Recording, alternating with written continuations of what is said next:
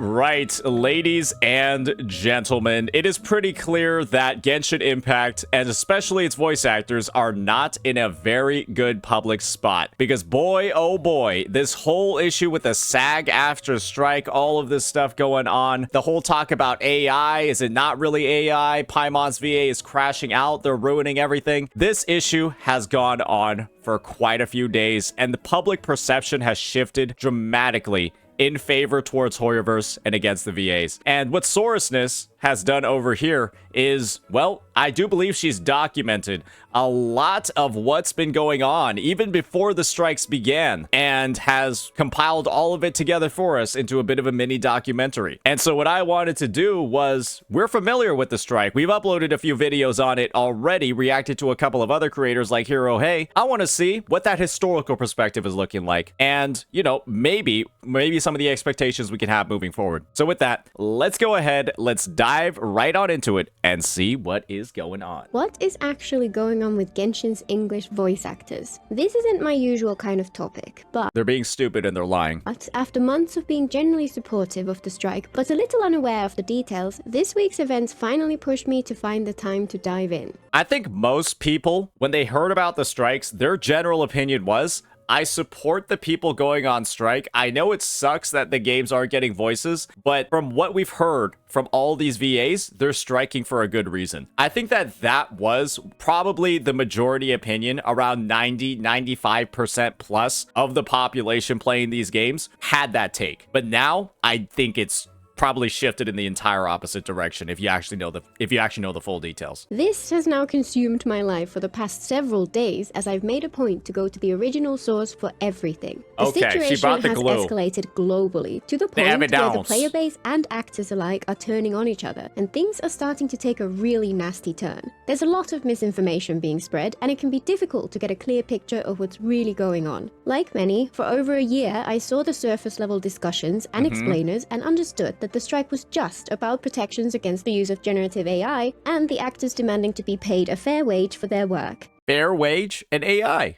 Yeah, most people can get on board with that, 1,000,000%. Both, in my opinion, are important topics and reasonable requests. The studio acting as the middleman between Hoyo and the voice actors were painted as the bad guys. After all, they have an awful track record on previous controversies and were refusing to sign a simple contract. Is that really how it's pronounced over, like, beyond the pond? Controversies? Nah, that's not right. Nah, that's fake. Nah, controversies?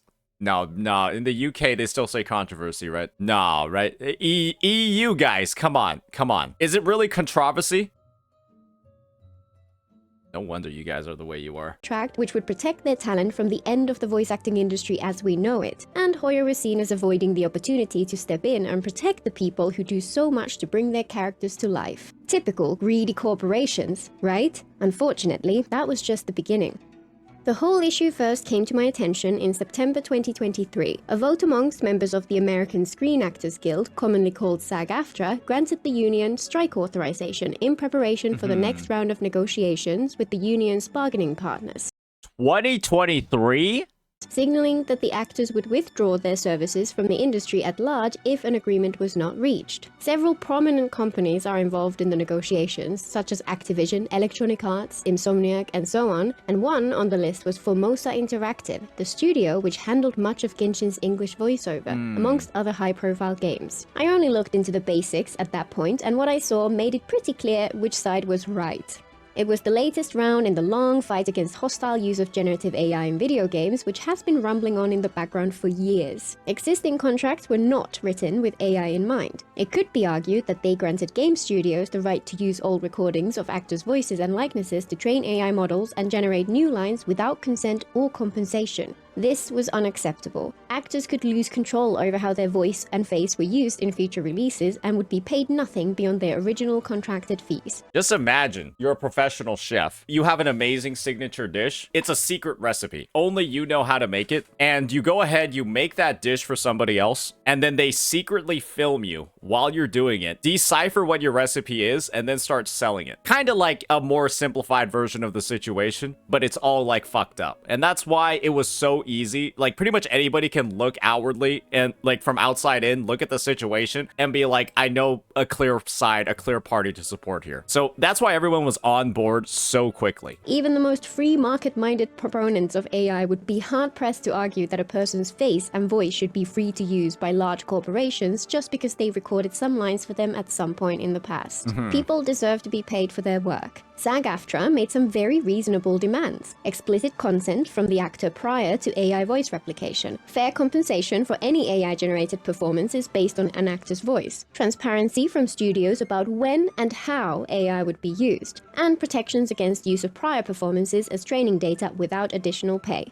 All of that seemed obviously in the right to me. Using someone's voice without their consent is just a no. People deserve to be paid. Of course, companies will always try to find a way to cut corners and weasel out of paying people what they deserve, but that's why unions in general are such an essential part of the fabric of the world. They're one of the few ways that people can collectively bargain, assert their rights, and say no to exploitation. As much as it would be sad for quests in the games I play to be unvoiced during any potential strike, the thought of a future with stolen AI voices ruining the art of video games was a bleak one, so I 100% supported the union's stated intent. Chat, let me know if there was anybody here that had any disagreement at all to that take. I'm pretty sure that was pretty much like the go-to one that every single person had. I don't think there was anybody that would like publicly take a stance against that sort of thing, because they would probably actually get cancelled. Negotiations remained at a stalemate, so the strike began in July 2024. Genshin's voice lines are, of course, recorded months in advance, so at first it had no noticeable effect. But by October, the main Archon quest began to be affected, and several prominent characters were left unvoiced. Over the following months, many people came into my chat and asked why there were voices missing from the game. Every time, my community and I would explain the situation to the best of our ability and talk through why we support the strike even though it was affecting the game we enjoy.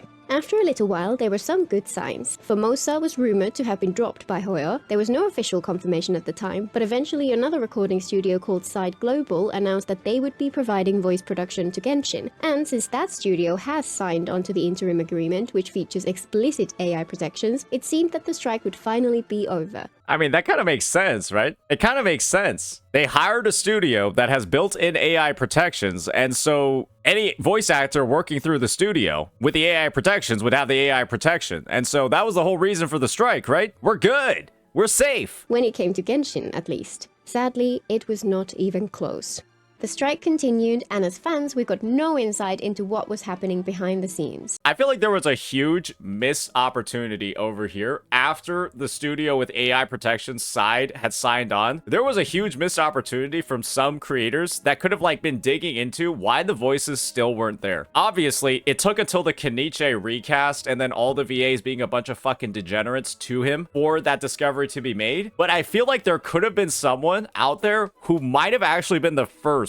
You know, if they did a little bit more digging by themselves, they would have been the first to actually bring it to attention. People hoped that the studio switch was the light at the end of the tunnel, and that once things got back up and running, everything would return to normal. However, it turns out that the strikes are not just aimed at a specific companies the union originally named, so changing studios didn't make much of a difference. It's particularly complicated in Genshin's case, so more on that later. Skip forward a couple of months, and in March, it came out that Kenichi had been recast, which finally... And now this is basically like present day. That, I'm pretty sure that whole situation, she's been recapping like about like a year, some negotiations, and then the past couple of months, and now this whole Kenichi recast, based off of here, it says 5 days ago. Yeah, it's like less than a week ago this thing has happened. Finally prompted me to take a closer look. I read the original voice actor's statement, then the one from the new voice actor, and was surprised to see the onslaught of hate that the new actor was receiving. Bro literally got an entire rotation. Bro was on the receiving end of like a Genshin rotation from like 3 or 4 VAs, and then a bunch of VAs that just weren't even related to Genshin or like voiced NPCs. They were just duking on him too. Many fans felt the backlash was unwarranted, and the entire community quickly devolved into mudslinging and uproar. I felt bad for the old actor for losing his job, and for the new one dealing with all the dogpiling, so I really needed to understand what was going on. The biggest loser in this scenario is John Patnudier, the old voice actor for Kanish, who's striking in solidarity of his cast members who are union. Bro basically just lost his job for no reason, now that we think about it. Because nobody supports the strike anymore. Everyone thinks it's a bunch of bullshit, and people think that he was striking for a stupid-ass reason. And then he lost his job because of the strike, and so basically he lost his job for a stupid-ass reason. It's just, it's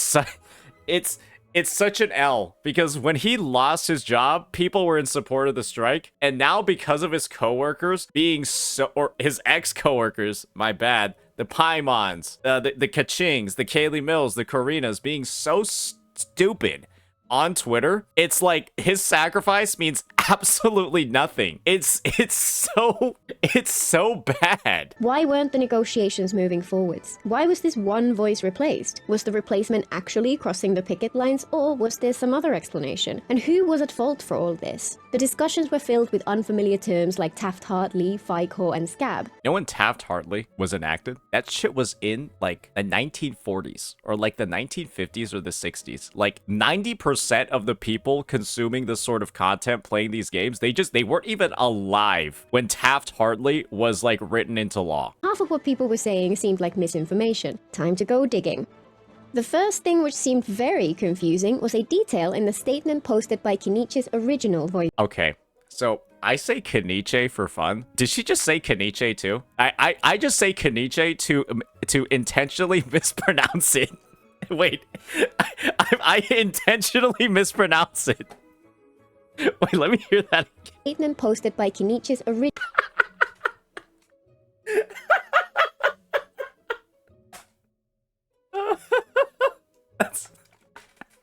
Has she been watching my videos? Has she been watching my video? I have to be the only person who says Kenichi. It's just... Okay, one more time. The first thing which seemed very confusing was a detail in the statement posted by Kenichi's original. Kenichi's. Okay. I can see Kenichi's. I could also see Kenichi. Kenichi is just a fun way to say it. He asserted that Hoyo was refusing to offer AI protections by signing the SAG-AFTRA agreement, which seemed completely at odds with two important facts. First, while Formosa was one of the parties in the negotiation who are refusing... Why does it matter how she pronounces his name? Alright, let's keep playing the video. First, while Formosa was one of the parties in the negotiation who are refusing to agree to AI protections, to get around that, Hoyo had signed with Site Global, a company which has signed up to the interim agreement which does provide those protections. And second, Chinese law already has AI protections for voiceovers. Bro! Way back in April 2024, the Beijing Internet Court ruled that AI-generated voices should be covered by the copyright and personality rights of the voice actor. Yeah, but there's always going to be some conspiracy theorists that's like, Well, only CN applies under that agreement. And so what MiHoYo could do is, since they're operating in the North America for the dub, they could just go ahead and use AI for that instead. Personality rights of the voice actor. At a surface level, those laws seem very similar to the protection SAG-AFTRA are asking for. So why were Hoyo being asked to sign it in the first place when they weren't the target of the strike? And why would Hoyo refuse to sign a contract which states they need to do something which they already need to do by law? While we can't know for certain, there's a lot of speculation based on publicly available sample documents put out by SAG-AFTRA and some guidance documents they have also produced. So, of course, I got to reading.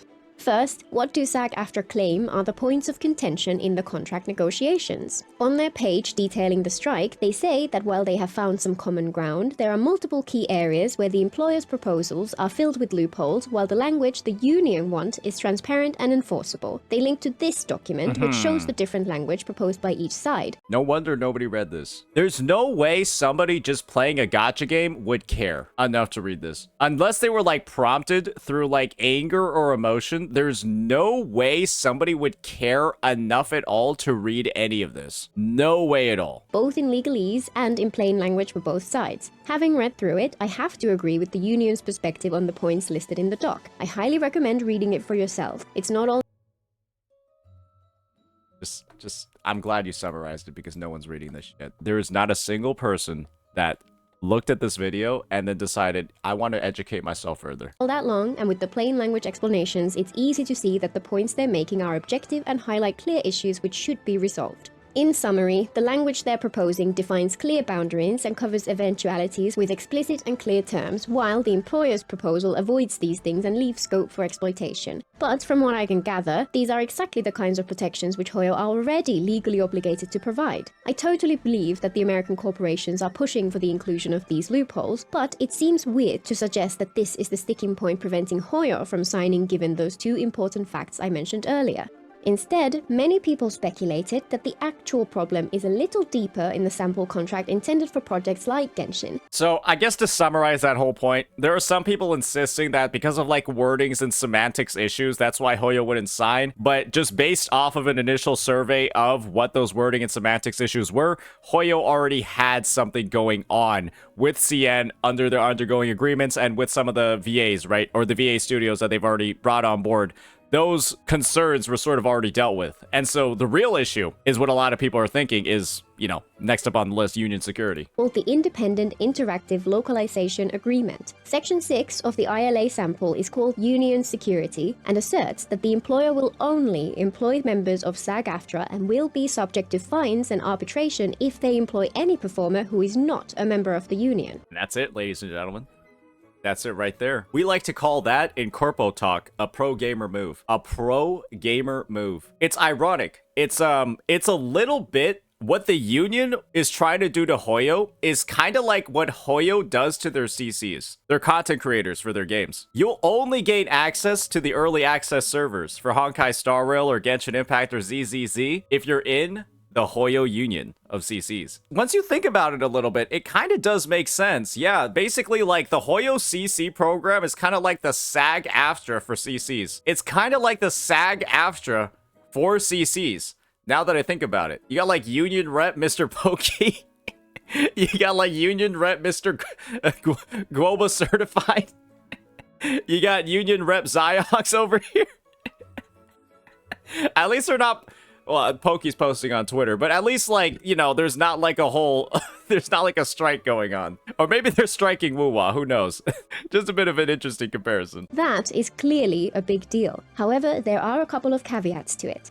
The first is the Taft-Hartley Act. This is an American law passed in Nobody watching this video, nobody watching her video, nobody watching my video. Nobody was born before this. 1947. And if you were, yeah, you're like 80-something, bro. Like, what are you doing playing? Go hang out with your grandkids. Intended to restrict the power of unions and protect employer rights, one aspect of which was to prohibit closed shops, where only union members could be hired. Under this law, the union must provide a process which allows non-union actors to take part in the project. For a union project to hire a non-union actor, they need to notify the union in writing. If approved, this allows the actor to work that role for 30 days. After the 30 days, plus potentially some additional 30-day extensions, the union now classifies them as must join, and in order to continue the job, they would be obligated to join the union. $500 fine for every non-union VA. And then the VA, to keep working on the project, has to join the union afterwards. And when it comes to joining the union, $3,000 application fee, $250 plus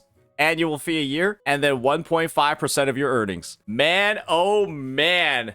Oh man. I bet this sounds like an infinite money glitch to me. Yes, sirree. Yes, chat. This sounds like an infinite money glitch to me. Boy, oh boy. Doesn't this sound like a really good deal? Hey, was it really AI? Note that an actor only has this one exemption available in their entire career, with some rare exceptions. And after they've used them up, they must either join the union or never work a union project again. One exception across your entire career, or you join the union to continue working. Jesus Christ, man. How did nobody know about this? How did nobody know about this, man? How is it just now, a year into the strike, a year into all of these games, so many Hoyo games, none of them having a single voice? It's only now that this is getting discovered. It's worth noting that the union fees are expensive. Their annual dues aren't too bad. They have a base amount of just over $200 plus a small percentage of covered earnings. But the joining fee is $3,000. The union offers loans to spread the cost of the joining fee over the course of a couple of years, of course, but that's an amount that many people would not be able to dispose of lightly. I wonder if she's going to get to the part where you can pay the $3,000 and then they can also just reject you. It's an application fee, by the way. It's not like $3,000 to get in. It's $3,000 to get your application viewed to get in. The second caveat is the possibility of waivers. The union has stated that for non-union actors already working a role in one of these projects, they will negotiate a waiver for the must-join status to allow them to continue in their role. However, this still feels very uncomfortable. The union is essentially asking the game developer to hand over the right to determine whether their existing actors are allowed to remain in their job and just trust that they won't change their minds. This is a line I always draw during contract negotiations. If the other party says I can trust them to do something, then they should be comfortable setting that forth in writing. If they want its scope to be limited, then that's fair enough, but commitment and transparency is vital, and a refusal to be specific here is not a good look.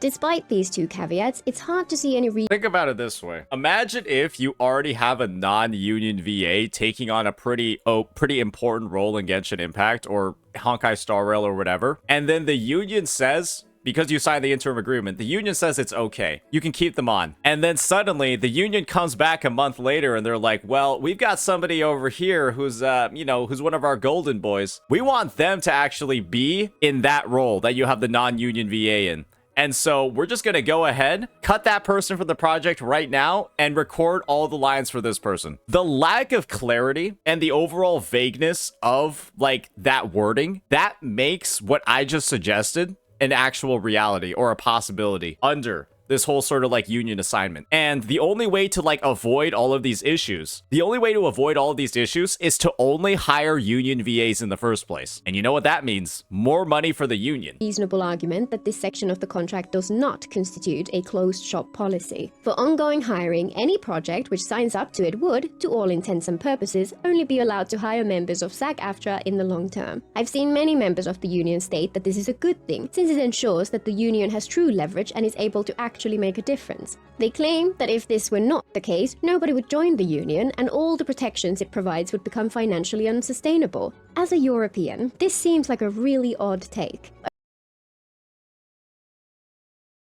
Over here, in most countries, closed shops are actually illegal, and loopholes like this, which create a closed shop in all but name, would not be tolerated. People want the freedom to choose whether or not they want to be part of a union, regardless of whether they want to work at any particular job. Those two decisions are supposed to be separate. There are many reasons that closed shops are problematic, including issues like limited employment opportunities, high fees, reduced flexibility, bureaucracy, and so on. I mean, it's really that simple. The union only lets in people that they like. And let's just be honest here, right?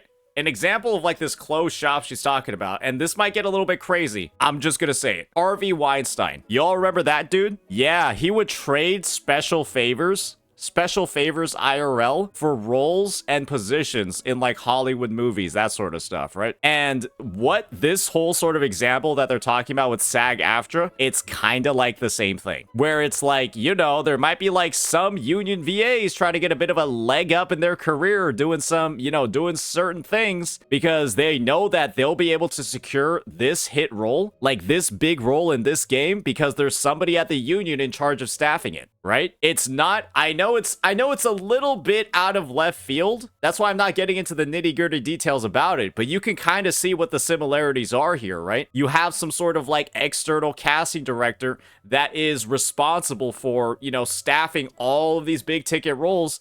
You kind of want to, you know, be on their good side, do a couple of things. And that's kind of what's going on over here. And we should just be glad it's getting exposed earlier rather than later. Many of which seem to be hinted at in this situation to us outside observers. And yet, unions are still a thing over here. People Union is like a premium team in HSR. Shut up. Still join and pay their dues, even though those who don't join are still able to work the same jobs and reap the same benefits. If anything, the unions are stronger in Europe. And honestly, having looked deeper into SAG-AFTRA, I've never seen a more un-union-like union in my life. SAG-AFTRA introduces new AI agreement. Oh. SAG-AFTRA and Replica Studios introduced groundbreaking AI voice. Oh. Most SAG actors don't even make a living. Oh.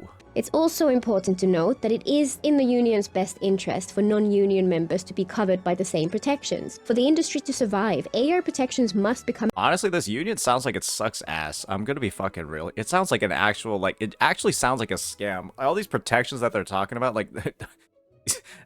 Honestly, the union, the SAG-AFTRA just sounds like a bunch of fucking paycheck stealing thieves. Like, Fucking paycheck thieves. That's-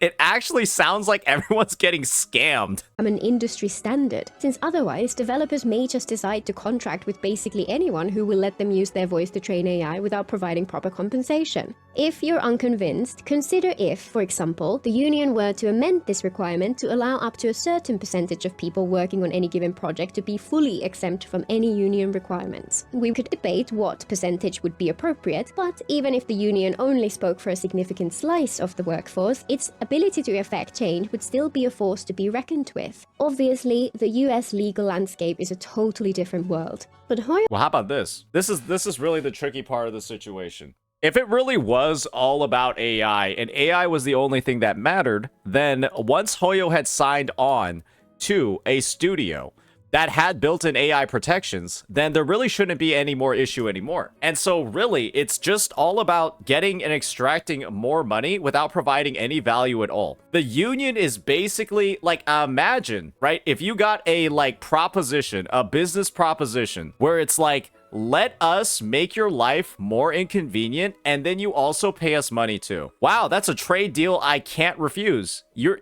All you're doing is literally making my life more difficult and more annoying while also asking for money on top of it. Surely I'll accept this one. Surely this is something I'll go with. Yeah. Totally, I'm on board. is not an American company. While even if they did become a signatory, they would still be able to hire non-union actors from outside of the US, clearly they are not interested in directly hiring people within the US and would prefer to work through signatory intermediaries like Side Global. Asking them to become a union signatory just does not make any sense from an outside perspective, regardless of how you feel about the pros and cons of the union itself. There are even some corrections shared from the Chinese community that claim that Hoyo might not legally be able to sign the contract with SAG-AFTRA in the first place, because every union active in China must be affiliated with the All China Federation of Trade Unions. If that's true, then they may not even have a choice. Yeah, there was a machine-translated article going around talking about how Hoyo, as like a CCC or CCP affiliated company and, you know, in a union of its own, it isn't even legally allowed to enter into any sort of union within the US.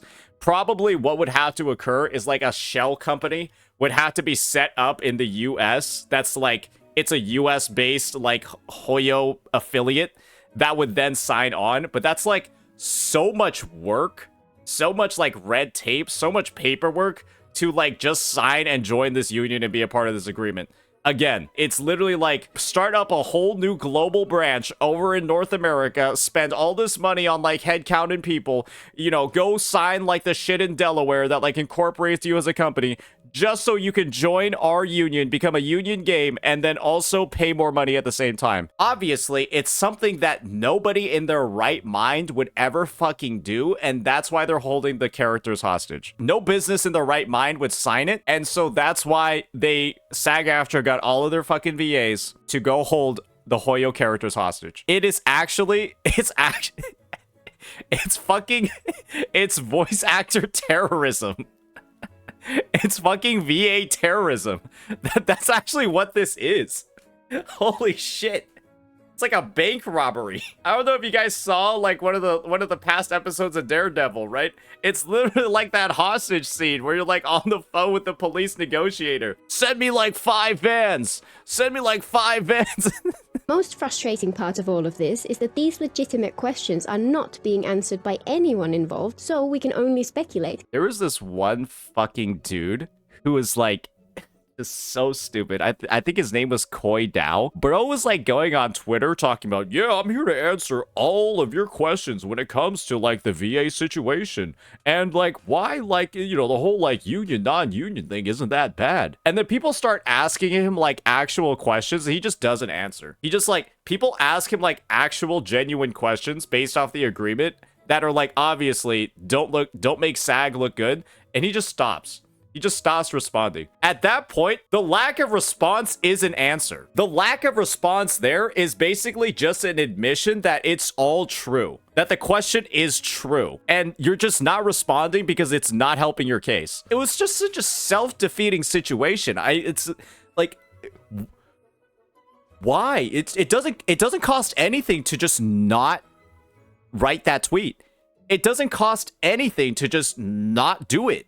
It's actually the easier thing to do. Yet the people who could explain are pointedly ignoring the questions or even insulting people just for having the nerve to ask for clarification. Like Paimon's VA? Yeah, she calls us a bunch of fucking idiots. Before we get back to the dumpster fire that started this all off, there are a couple of other quirks which are worth taking a look at. First, why didn't switching studios make a difference? Genshin is not a union project. Hoyo have never signed a contract with SAG-AFTRA, and they work with a wide variety of voice actors from across the world. Turns out that, technically speaking, any member of the union who was previously working with Genshin was breaking the global rule 1 of... This is the funniest part. All the people holding their characters hostage were actually breaking the rule in the first place. Isn't that just comedic? Isn't that just like a hilarious situation? To like recognize that every single person striking, every single person standing on like this moral high ground of like how unions are so good, all that stuff, they were breaking their own union's rules and violating their own protections. There's also something else, just in case it's not covered in this section of the video. We have this whole thing going on. As a union member, I'm not allowed to audition for non-union work. You are encouraged to audition for non-union work because they get a chance to see amazing talent they wouldn't see otherwise. When you land that job and get a union contract, you turn that non-union production union. So their goal really here is to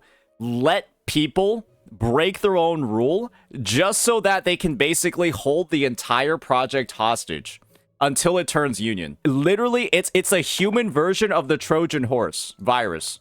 Well, the Trojan horse was a real thing. It's like, it's going back to basics, basically. Like, these guys are just, they're actually like a mafia. Like, this is the type of shit you would imagine like the cartel would do. I'm not like the cartel or like the fucking like an undercover secret agent. Like, what the fuck? This is literally like the Jehovah's Witness of like business. They worm themselves in and then make it really difficult to pull them out unless you like, you know, do whatever they're asking you to do. So yeah, that's why they're breaking rule number 1. Doesn't look very good now, does it? Looks pretty bad, actually, to be honest. They're explicitly not allowed to work non-union projects, and they risk fines or expulsion if they do. The union generally turned a blind eye to this, at least partly because they didn't consider video game voice acting to be important, but it seems that may have changed. This also means that Genshin was never a well, this is, again, we know why they turned a blind eye to it, guys. We just covered it. It's like you're playing a fucking RTS game. You're playing like StarCraft, right? And then you send your little worker into the corner of the map to go build a second base, and then you just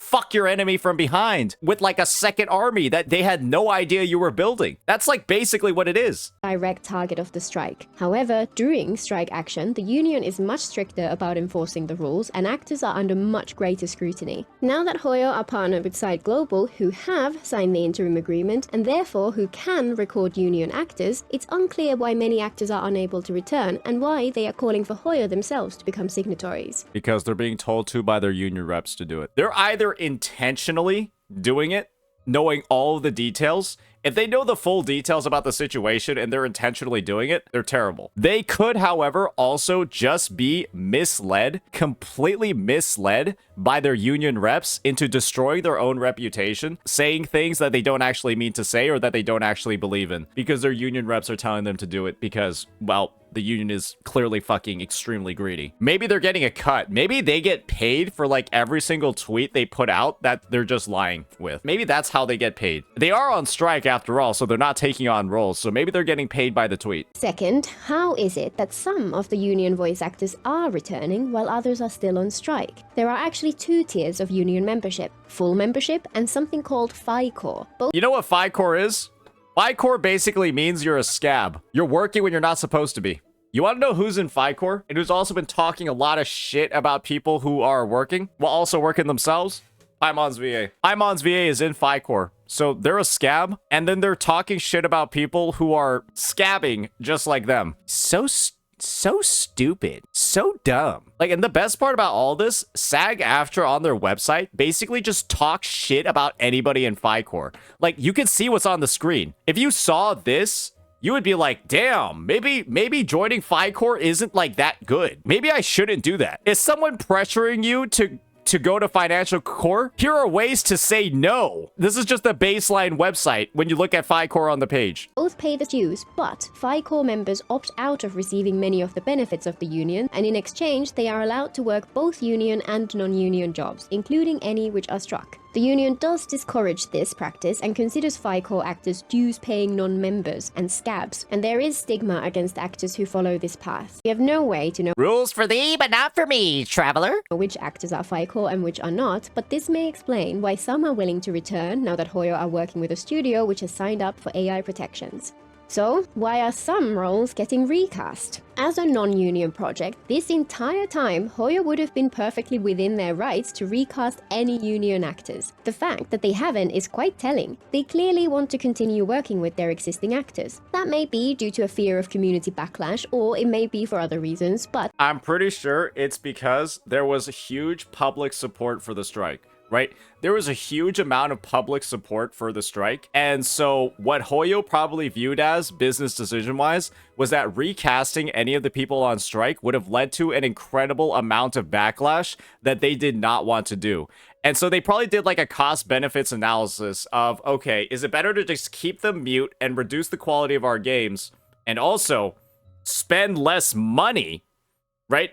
Because we're not spending money on getting another VA and like, you know, talking to these studios, doing all this work, and like experience player dissatisfaction because of that? Or do we go ahead, recast everybody, spend all the extra money, get terrible public perception because it looks like we're firing people on strike, and then lose people from that, and then maybe retain some people because they're voiced? And they probably went with the option where they spend less money, they don't have some voices, but they also don't like fuck with public perception. But I think now Hoyo has gotten to the point where people are just perfectly fine with them recasting whoever the fuck they want whenever they want. And so that's why I think Paimon was an inside job. That's why I think Paimon was actually an inside job. She is intentionally being this stupid on social media and angering this many people on purpose, because she's actually getting paid by Da Wei under the table to fucking sabotage this strike and turn public perception against SAG-AFTRA. That's my headcanon. Again, that's my headcanon. There's no actual proof of it, but it almost makes too much sense to not be true. it's undeniable that they have been very patient. I am not one to champion multi-billion-dollar corporations, but painting them as the villain in this situation feels like misdirection. That's me too. Some could say I'm on my Hoyo shill arc. Some could say I'm on a Hoyo defense arc with this whole VA thing. But this isn't really even about defending Hoyoverse. This is about calling out people who are being fucking awful dickheads. And it's also about calling out corporations. Not Hoyo in this case, but SAG-AFTRA,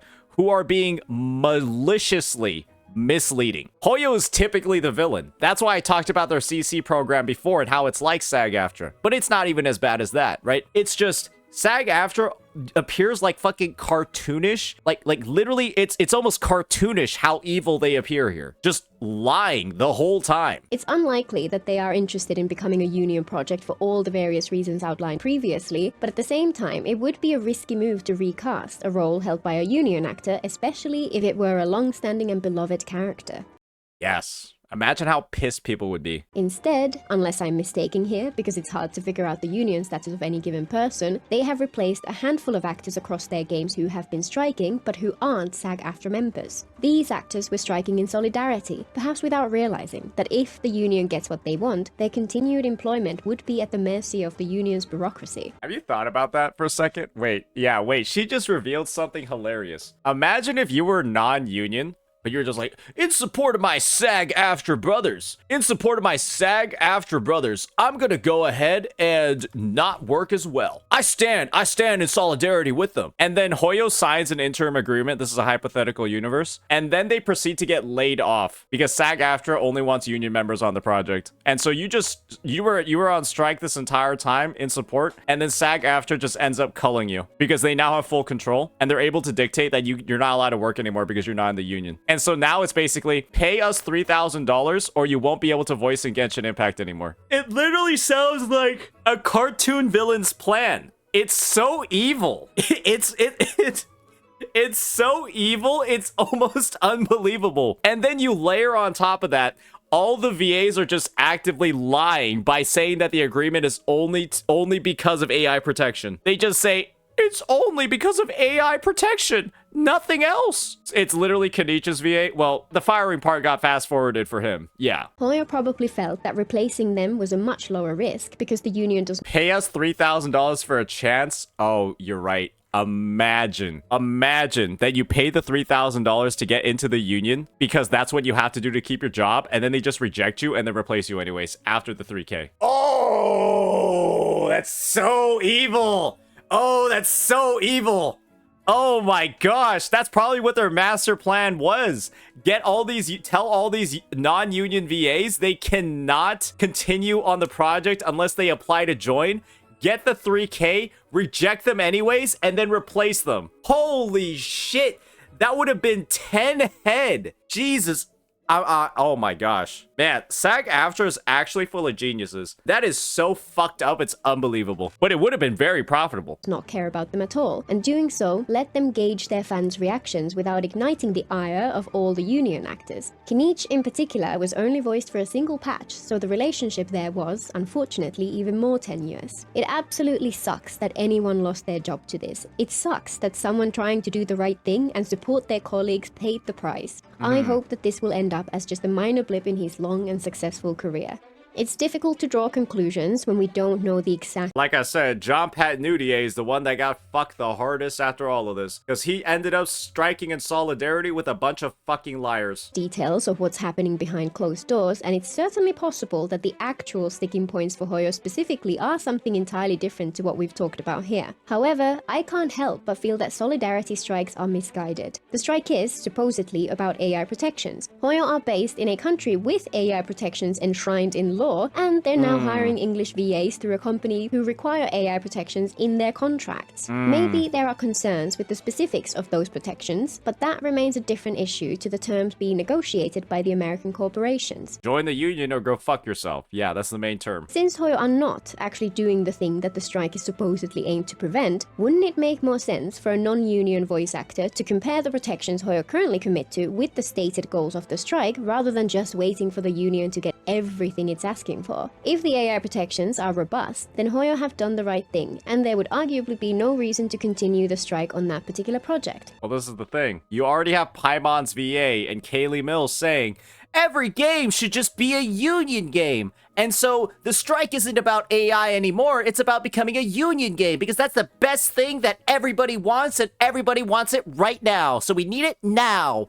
Now. We need it now. And if you want proof, I've got the proof. Just look at this absolute monstrosity of a fucking Twitter page. I'm surprised she hasn't privated it yet. Game signing the interim agreement is the best outcome for you. And then it's about, you know, like non-union protections, legal fees, all of that. That said, non-union games do very much have the option of adding AI protections into their current contracts. And while many of them do, some still refuse to. Are we even talking about Hoyoverse anymore? Kaylee Mills is still working on Goddess of Victory Nikke during the strike. Nikke has been temporarily changing their voice actors who participated in the strike ever since the strike started. Yeah, it's just shut up. Nobody believes you anymore. Nobody believes you. Everyone just thinks you're lying, because you are. Crossing the picket line is a fraught and dangerous decision which undercuts the collective power of the people. But when it comes to Genshin, there seems to be legitimate questions as to whether there is a picket line there in the first place. I don't feel like these VAs understand how long the Genshin community is going to remember this. I feel like in pretty much every single role that's going to be like SAG-AFTRA affiliated in the future, they're going to like fuck it up.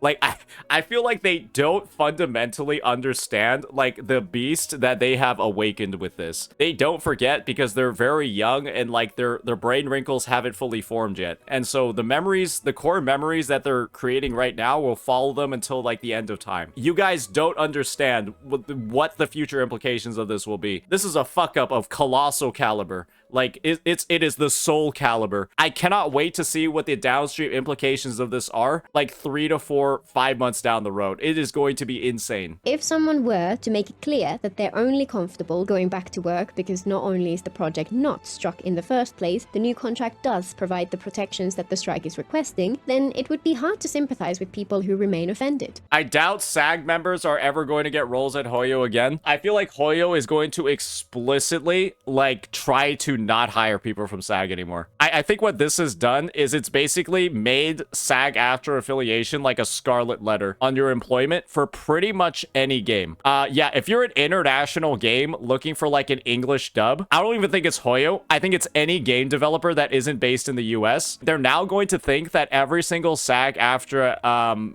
VA is like poison pilled or is like going to like infiltrate into your game and like hold important characters hostage. I feel like the only roles that SAG-AFTRA VAs are going to get now are like minor NPCs that if the voice is replaced, nobody cares. That's genuinely what I think. They're only going to get like minor NPC roles and never any of like this main character shit anymore. Which brings us to the dumpster fire that is the community right now. For this part of the discussion, we need to introduce the term scab. A scab in this context is someone who works during a strike, either by crossing the picket line or by outright replacing a striking worker. Scabs are controversial figures because they are workers who are not aligned with others who are fighting for their rights. I mean, a scab is basically you're working on a group project at school. There's like, it's a 5-person group. 4 of you guys are working exceptionally hard, and then 1 person is just jerking off in the bathroom the entire time. They're just doing that the entire fucking time.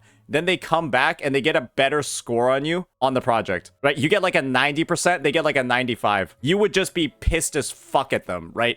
Especially when like they're like live streaming it too, and they're just letting everybody know this is what I'm doing instead of working with those dumbasses. yeah, scab is basically like a free rider. Yeah, being labeled as a scab can be serious harm to an actor's career, since just like being labeled as the guy that's gonna jerk off the entire time instead of working on the group project is probably gonna make people not want to work on group projects with you in the future. There are probably some of you, what I just described is like it's a real and learned experience. There's probably a couple of you here that are, you know, that have experienced that themselves. They instantly become unpopular with union colleagues, and their chances of getting union jobs in the future are much lower. When it came to Kenichi's new voice actor, many union Did she just say Kenichi again? I've got to give that a second.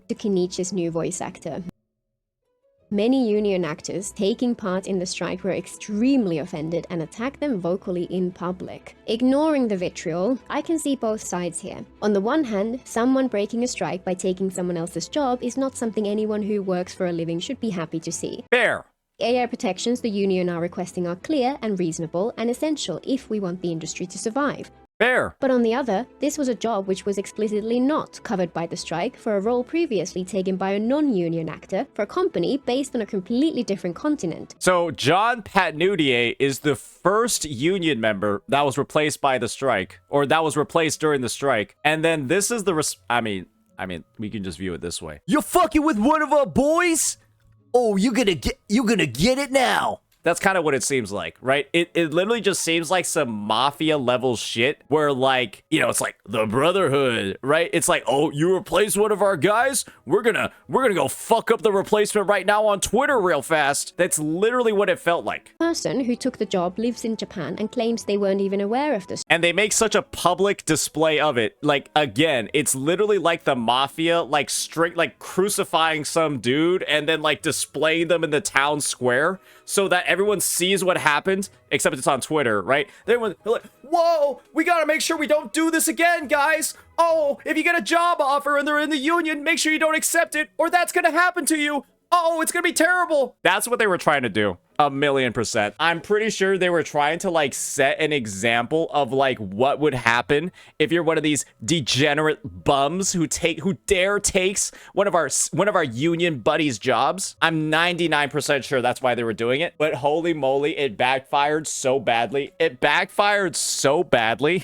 The consequences have been unreal. John Patnoutier actually is currently a union actor. Okay, yeah, so that's probably what happened. The person who took the job lives in Japan and claims they weren't even Jacob Takanashi lives in Japan, yeah? aware of the strike. There's a high chance he didn't even know what role he was auditioning for until he got the job. Oftentimes, studios will do like an open casting. You'll simply submit a performance, a reading of like certain lines that aren't related to a role at all. And then they'll go ahead to the voice directors, the recruiting people, that sort of thing. They'll take a look at what your performance looked like and then actually give you a role based off of that. And so it's entirely likely, it's entirely a possibility that Kenichi's new VA had simply gone ahead and not even known that they were applying for Kenichi in the first place. They could have been applying for a variety of roles, and then they just gave them Kenichi. And then, of course, if your previous roles were you voicing random fucking NPCs in no-name games, and you're being offered the role of a 5-star limited unit with a ton of event lines in Genshin Impact, are you gonna say no when your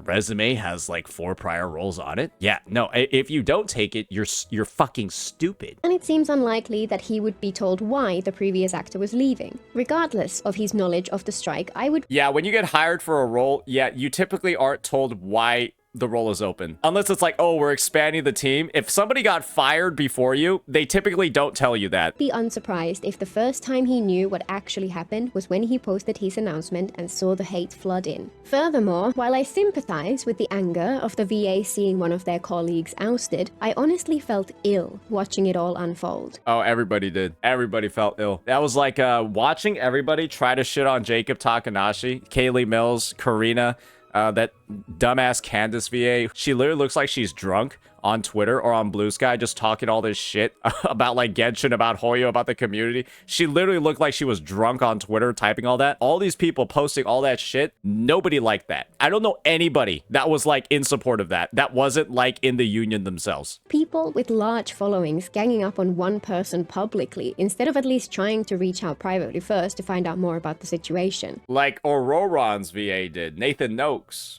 He's got a big W. There are further reasons to see their vocal witch hunt as very misguided. Several existing voice actors are also arguably crossing the picket lines themselves, so depending on their union status, they might actually be breaking the strike. This includes some who are central to the witch hunt against the new VA. Taking a role from another VA is obviously more severe than someone working in an existing role in violation of the strike, if the new actor knew the circumstances. But either way, it's a bad look for the community to be dogpiling on the new guy while ignoring others in their midst who are committing a similar sin in full knowledge of the situation. On the other hand, the people defending the new VA also took it way too far, slinging hate and allegedly even death threats at those who were angry. This whole situation is just awful, and very few have handled it with any sense. Like she said, death threats, terrible, but saying that they should be recast and saying that they should lose their job as, you know, the voice of Kaching, the voice of Candace, the voice of Paimon, I think it's perfectly fine. I do believe that they have acted with such a level of with such a lack of human decency, with no professionalism at all, completely distorting their details, lying through omission, misleading the community. They've done so much of that. I do believe that they should not be voicing these games anymore. They should be recast. And if they're not, it is a terrible, terrible shame. Semblance of professionalism. I thought we could expect better from the VA community. So where will things go from here? I would love to see Hoyo take a bigger, like honestly, just all game studios take a bigger stand against like people just openly being fucking asshole dickheads like this. There are a few possible outcomes, and it may even be completely new voice in the conversation which has the last word. According to some discussions, this whole situation has gone down in the Chinese community like a lead balloon, and the players there are very angry at the way SAG-AFTRA and the union VAs are treating Hoyoverse. Supposedly, many of the players are threatening to drop the game entirely if Hoyo don't recast those roles. Google Classrooms. They don't have that in China. But yeah, there are people like review bombing the game and spamming the voice director. May have already uninstalled the game in protest. Or done that. And we all know just how much Hoyo tends to listen to the whims of its Chinese player base. If they get their way, then we might see a very quick pivot on the part of Hoyo. If they don't, then there are a few main possibilities. First, a long-term stalemate, where the current situation just drags on for years. In this scenario, non-union VAs would remain unaffected, and FI-Core members would probably return over time as dictated by their personal financial situations and perspectives on the strike, while full members would end up with a stark choice. Either make the switch to FI-Core, go back to work and risk their union membership, or accept that they will never return. Get recast or go to FI-Core, little pup. That's kind of just what it is. Second, the strike could end without an agreement signed with Hoyoverse specifically. This would be possible if the companies which are explicitly being struck were to sign the agreements. For example, there's two different takes on this scenario. If SAG-AFTRA decide that video game voice acting really is a small fry from their perspective and go back to not caring, things would return to how they were before the strike began. If they don't, and they continue to pay attention, then, since the game would remain non-union, the union actors would be forced to make the same choice between losing their job and becoming FI-Core or leaving the union. FI-Core, scab, or leave the union. Or leave the game. One of those two. Third, the strike could succeed with Hoyoverse signing up as a union project. They're not going to do that. presumably for the English voiceover only. Here, union VAs would be happy, but non-union VAs would just have to hope that the union would let them keep their jobs, and future roles would be closed shop in all but name, limiting Why would they do this? They literally just hired a bunch of non-union VAs to take on the role of like characters like Varisa and Kanich. Why would they just go ahead and like, it's just add all this extra paperwork, literally make their life harder and also lose money at the same time? Just why would you do that? It's not a business deal that anybody in their right mind is ever going to take unless they're coerced into it. And the coercing was this bullshit strike that all these VAs have been pushing and just lying about. to people who are able and willing to pay into SAG-AFTRA. And finally, the union could compromise on their union security clause. They could follow the norm in much of the rest of the world and allow union jobs to hire non-union workers. In this situation, everybody wins. Union VAs would return, non-union VAs would be unaffected, and future hires would be able to choose between joining the union or remaining independent. Or the union just lets their VAs do non-union jobs and then doesn't try to infiltrate projects and try to make them union. That's also an alternative as well. I would like to believe in unions. I am firmly against the use of generative AI to replace real artists and actors. I'm fully behind the fight for fair compensation and informed consent. I think everybody's still for that. I don't think that any response to this strike, I don't think that anybody is against AI protection for creative artists like this. I don't think anyone's against that. They're against being misled and having AI used as a guise to deliver like poison-pilled contracts and all these additional conditions and stipulations that have nothing to do with AI at all. That's what people are against. They're against the Trojan horse, basically. But there's so much here which seems concerning, and much of the behavior I've seen is so disappointing. I forgot this was all even about AI. Yeah. If you care about this subject at all, don't take anyone else's word for it. Don't take my word for it. I'm sure there are things I've missed or misunderstood, and the same will go for anyone. A couple of small things, like the union does encourage people to work on non-union projects to hold the roles hostage. Yeah, that's a bit of a big one. The documents with an open mind and try to see all sides. And no matter where you end up on the spectrum of perspectives, don't send hate and death threats. Don't send hate or death threats, just suggest that they lose their jobs. That kind of qualifies as hate. But I think it's justified. Don't send unjustified hate. Send justified hate. I think that's fine. I do genuinely believe every single VA that's on the record bullying Jacob Takanashi that has not publicly apologized and admitted their wrongdoing should be fired from Genshin Impact. I'm just saying, 1,000,000%. That is what should happen. 1,000,000%. And if that doesn't happen, it's a huge miss on Hoyo's end. Send justified hate, not unjustified hate. So with that, awesome video by Sorosness. I think that she's given probably one of the most like complete sort of like rundowns of all of the specifics going on with the whole VA debacle, where it's evolved. Hopefully we've been able to fill in some of the gaps and some of the things that we've missed through our react over here, some of the Reddit links, some of the Twitter threads that we've shown. And painted the most complete picture possible about the whole Kaniche situation and how this has turned into just a complete disaster situation. So with that, let me know what you all think, ladies and gentlemen. Peace.